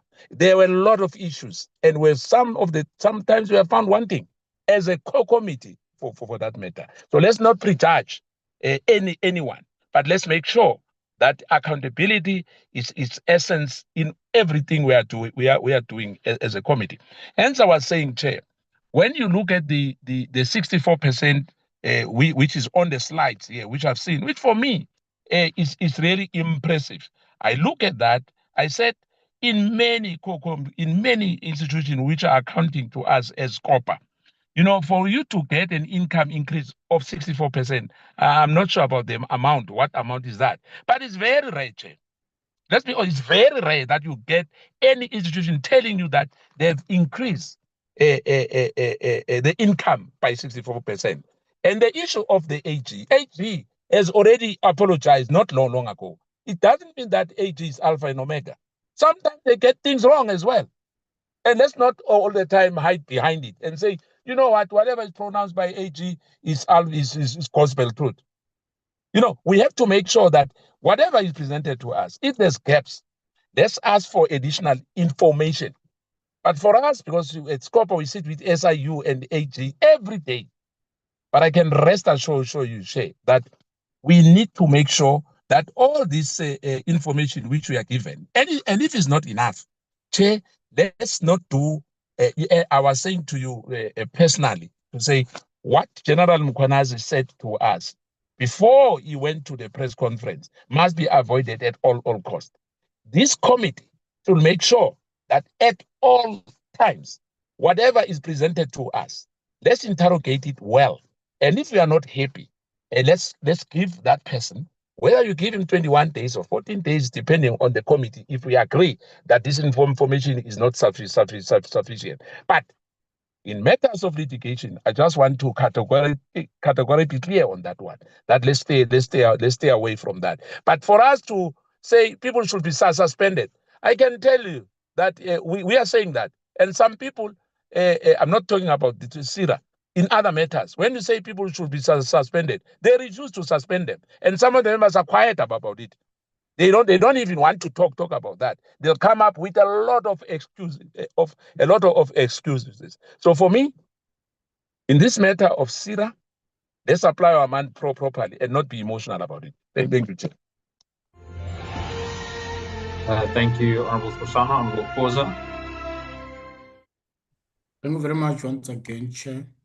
I think we will have brief follow-up question. I think firstly, it will be on the qualified audit. I think they've sufficiently covered that, but can we, through you, Chair, request that maybe perhaps the PSIRA can provide Parliament with a clean audit recovery plan with measurable deadlines so that we can conduct our oversight and do our checks and balance as we do oversight in the entity.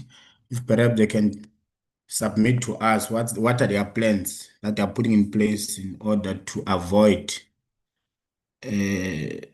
any possible action that could lead to that.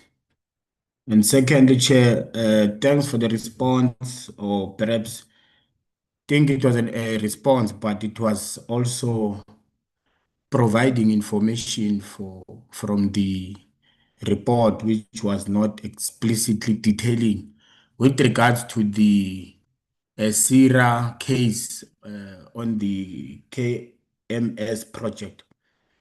So I think, Chair, we can also through you request that perhaps they can provide Parliament with, or perhaps give us a well comprehensive report that gives us information on the nature of the case of the KMS that amounts to the 52 million legal claim that PSIRA is linking to the KMS project. Obviously, the thing is, Mr. Chao that have explained that it has to deal with contractual disputes. But can we be given the benefit of understanding the background? Where are we now in terms of the matter, and what are the possible or the desired goal that PSIRA wants to perhaps achieve at the end of this matter? And also, Chair, can we be given the periodic updates on the 17 precautionary suspension? We're having a serious crisis as a country. As we speak, even now, it goes without saying that this portfolio committee or police doesn't have a minister. We have many acting posts which are paid. We have many precautionary suspension which are paid. Maybe to also understand, Chair, as to how much is PSIRA spending on all the 17 suspended officials? How much are we paying them? And also, what's their time bound or their turnaround period in resolving all these 17 cases so that we save the taxpayers' money by paying people who are doing absolutely nothing, or so that we can put to rest on all these suspensions?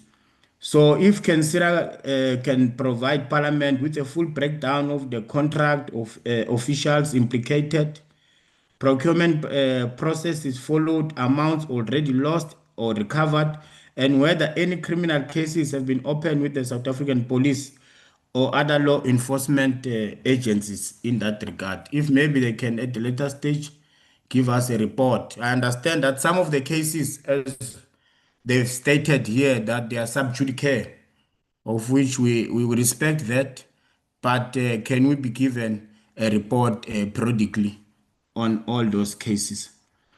And also, Chair, PSIRA conducted over 43,000 inspections, and as I've said earlier on, they've confiscated 851 firearms and imposed 30 million in fines, which suggests serious level of non-compliance with the private security industry.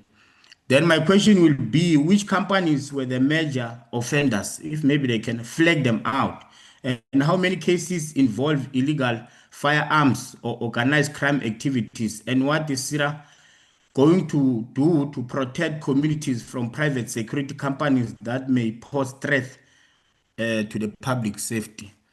I think I'll pause there, Chair. Thank you very much. Thank you, Honorable Khoza. Mr. Chauke. Thank you, Chairperson. The question with regard to the intelligence-led information investigation, I think I missed my colleagues when they gave that report, but safe to say that I know that in most of the operations that we work, we do the work on enforcement. We do that with the help of SAPS, and at times we do work with information that has been provided by SAPS. So that could be the intelligence that is referred to. Chair, with regard to internal audit, it is not the first time that we are establishing an internal audit. We've always had internal audit capacity, but it has been outsourced because the organization has grown and there's so many processes, there's business processes, so many of the transactions that we're dealing with. There is a need to continuously review whether all the controls that are in place are still working effectively and to continuously identify the gaps. Therefore, we've decided to also establish internal audit capacity within the organization parallel to the one that is outsourced, so that we are able to, at the later stage, do the work without having to rely on external consultants. So, Chair, the question as to how many were trained, indeed, we can provide that answer. I don't think that is in dispute. In fact, in the presentation, we have provided a number of students that have been taken through. We cannot at this stage give you the total number that has been trained, and particularly because it is also an issue of subject to the matter that we've referred to. I've mentioned the issue of the statement of claim that has to be revised due to disclosure of such numbers.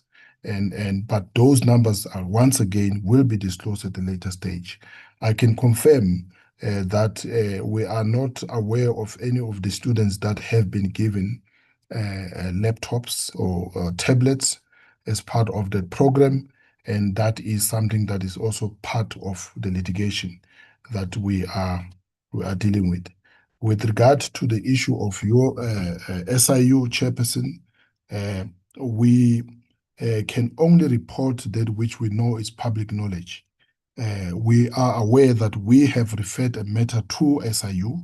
We are also have learned that AG have referred a matter to SIU, and as to what the processes are, I think SIU will be best placed to answer that question. And again, it can be us that are dealing with that feedback, Chair. We've tried to do that the last time, and I think the Chair was not very happy that we are the people that are reporting on a matter that has to do with our case. So, Chair, with regard to the dates regarding the disciplinary matters, we are happy to provide those details, and I think we can at a later stage provide proof of those dates when, and then I think there was also a question regarding the periodic updates on the suspensions. We will be able to provide those. The amount of money that has been spent on those suspensions, we will also be able to provide those. The nature of the criminal cases that have been reported, and we will be able to provide those. And I must also say that with regard to where those matters are, we will also depend on the feedback that comes from the police. I think, Chair, we need to correct I would say a misunderstanding, because there's often a misunderstanding that PSIRA is investigating its own cases. These cases are investigated by SAPS. There is a limited investigation that we do as PSIRA officials, which is restricted within the powers that were given by the private security industry. Once we have reported the case to SAPS, it is squarely within SAPS that does those investigations. And again, we will give the progress with regard to those as and when it is dealt with, Chair. I'm not sure if I have left anything else out. There was also a request for a comprehensive report on UIF. We are happy to provide that, particularly with regard to the background, where the matter comes from, and where we are heading to with regard to that matter. Thank you, Chair. The Chair, there was a question regarding the bad debt and the recovery. I think the question by Honorable Meshwe is linked to the earlier question that we've perhaps forgot to answer.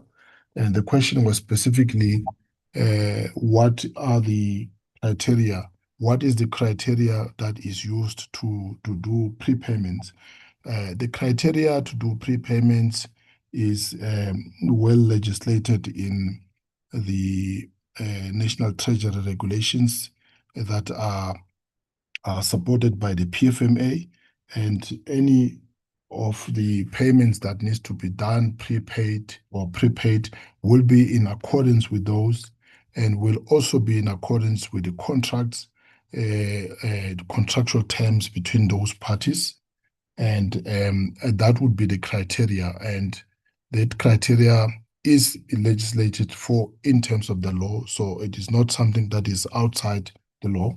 And in a case where the party who has been prepaid is unable to perform the contract or to fulfill the contract, Chair, the natural processes of recovery would take place, and that starts with the demand for performance and failure, which the contractual terms in terms of the breach will kick in, and from there there would either be issues of admission of debt or agreement to pay each other, or if not, and there would be recovery through the courts or whatever process is provided for in terms of the contracts between those parties. So that is as far as I know, and that is more or less the process that we are currently following as well, with regard to our matter with UIF as well as KMS, as it were, Chair. So that is as far as I can answer those questions at the moment. If there's anything else I've left out, I will check, Chair, and return. Thank you. Chair, my apologies, Head of Law Enforcement. I think there were questions regarding the involvement in and all other measures that we are taking to ensure that we guarantee public safety. This one, you can proceed. Thank you, Director. I think some point I lost Honorable Khoza, but what I heard was him requesting the list of the offenders, since he was referring to the number of inspections that we have conducted. With regards to the security officers, we will conduct inspections on special events or health sectors or like different sectors where we find these 40-something odd security officers. But the list of offenders that can be supplied to the committee as Honorable Khoza, you can see that we've successfully finalized prosecution of 245 security companies, and to the tune of the 30 million rand of fines. That information is available and it can be submitted to the committee. Thank you.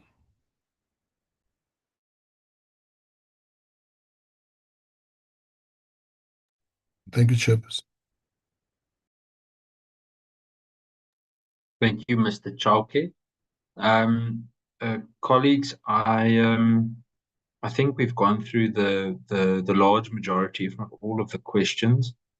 Yeah, it's difficult to say that we've made significant progress today compared to the previous times that we've worked through the same issue. I I myself have a few, I guess, brief remarks just about where we are at the moment in the process. So last year, during the annual report hearings, the police committee resolved not to actually consider the annual report of PSIRA due to the instability within the authority.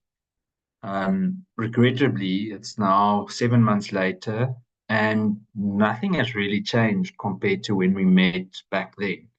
The engagement today reflects an institution, in my opinion, that faces serious governance and leadership and operational difficulties.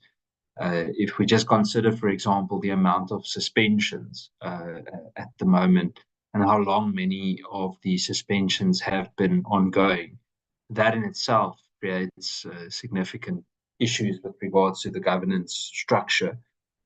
So, while the authority reports and reported achievements against a number of KPIs, again, to me, it highlights the danger of relying exclusively on performance indicators as a measure of institutional effectiveness. Because, to be honest, considering the qualified audit, etc., or the outcome, I'm not convinced. And as we know from experience across the broader policing environment, it's quite simple that KPIs don't necessarily translate into functional, stable, or effective institutions. So, if we look at, for example, SAP's crime intelligence just as an example, on paper, what we've seen when we get feedback, it constantly achieves extremely high performance targets and has done so for many years, but we still have same concerns about potential instability, governance failures, and other parts of dysfunction. Even though we get the report that it's doing well in terms of KPIs, those elements of dysfunction are very well documented. So, it's difficult for me to say that we can successfully assess institutional performance based on annual reports alone. Oversight with something like this requires a really consolidated assessment of the annual report, the findings of the Auditor General, governance and financial management concerns, public information, and a whole list of things. It's important to also clarify that the findings by the Auditor General are not new findings. Many of the findings are repeat findings or have led from previous indicators and findings by the Auditor General. So in that regard, the engagement was concerning. I don't think as the majority in the committee we've necessarily been reassured that the authority is stabilizing yet, or that the underlying governance and institutional challenges are being addressed with the seriousness and the urgency required. The private security industry plays a really serious role in the country's broader safety and security environment, and often they operate in spaces where the state also struggles to maintain sufficient capacity, and instability within the regulatory authority therefore has implications far beyond administrative governance, and it raises concerns regarding further oversight, compliance, accountability, and so on. What makes this whole situation that we've been going through with the committee and PSIRA for the past almost 2 years is that the current situation is not only unfortunate from an oversight perspective, but also that we're not really finding any real resolve. I think in closing, I want to add to the point mentioned by the Honourable Skosana that the vast majority of South Africans cannot afford private security. So if the state can't provide safety and security services effectively, then safety and security increasingly become a luxury commodity. And that's not acceptable in a constitutional democracy where safety should be a basic public good, not a privilege available to only those who can pay for it. So colleagues, in really concluding, it's important to note and recognize that the council is the accounting authority under the PFMA in terms of PSIRA. That makes the absence of a stable and properly functioning council even more serious, where public money, material irregularities, audit findings, disputed contracts, and possible recovery processes are involved. And Parliament must be able to understand who exercised authority, and this is with regard to some of the questions that the members asked, who approved what, who monitored performance, and who failed to act, and what consequence management was followed. So I know the arbitration process is ongoing, and we may wait until further arbitration, until the arbitration process is done before convening a session. The committee will first decide whether, if need be, it can even be closed with the relevant legal teams present, but that we can really be taken into confidence about what on earth is going on. And once the arbitration has progressed or concluded, the committee is in desperate need to receive a proper, detailed briefing on the full chronology, financial exposure, governance failures, and the recovery steps. I remember not too long ago, the Honourable Kola Barnard asked a question about how much had been recovered. And it's not too far from 2 years ago when she asked that. We were still sitting in the one venue in the National Council of Provinces, and the answer was zero. It's now almost 2 years later, and the answer is still the same. So we need to work through that. I also have to mention that, particularly this specific matter about the UIF agreement was finalized or took place during the COVID-19 pandemic.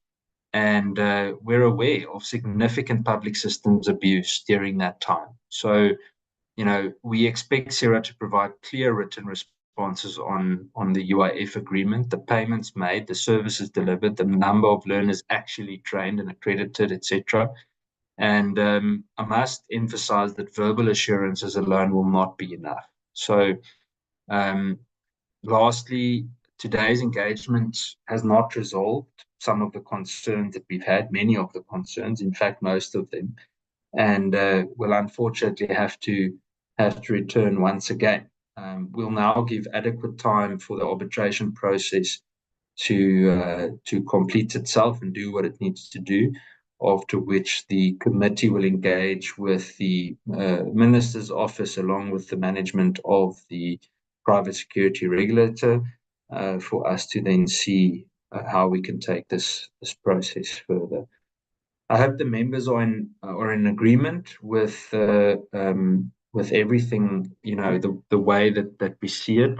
I want to thank the members for the questions that have been asked. I appreciate the fact that we've been, and the members specifically, I want to thank specifically the Police Portfolio Committee members for not stopping with this specific matter, because I think it speaks to the role of a committee being steadfast in pursuing decent oversight and I guess a sense of justice. I would like to thank the PSIRA team that joined us today.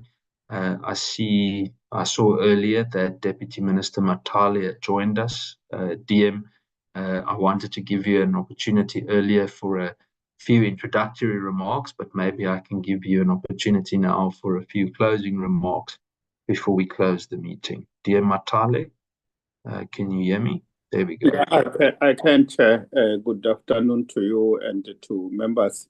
The CEO of PSIRA, Mr. Chauke, and the Secretary for Civilian Secretariat, Mr. Sbui, and honorable members.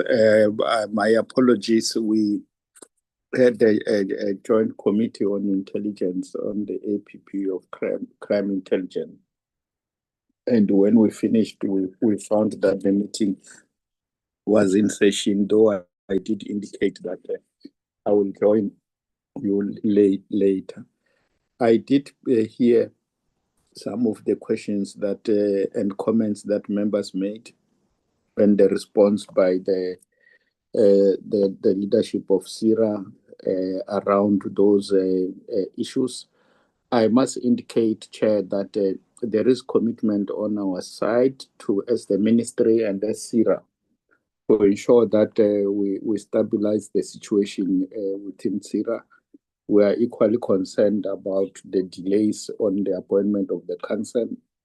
But as the Secretary said, the matters have been finalized. There should be an announcement very, very soon. I think a week or so back, we had an extensive discussion with the Secretary around this matter specifically, because we know the role and that it plays and its importance. Indeed, the administration must have a body that oversees what they do, which is the council, which is the authority of the institution. So its absence affect what we do, but that as it may, we will definitely make sure that we follow this up and the matter get resolved, because it's a problem. The issues that we have responded to, I don't think there's a problem, Chair, in providing a detailed report to the committee on the issues that we might not have spoken to. But I think the discussion that we've had, everything that we spoke about, the presentations, the comments and questions and our response, we don't have a problem in putting pen to paper on those issues, because that reflects what we stand for. What we said is really what is happening, and our response, our genuine responses that we have given you. I don't necessarily differ with what you are saying, Chair, but I think the last meeting to this meeting, there is an improvement. It might not be an improvement that the committee might say, this is good improvement, but there is a difference.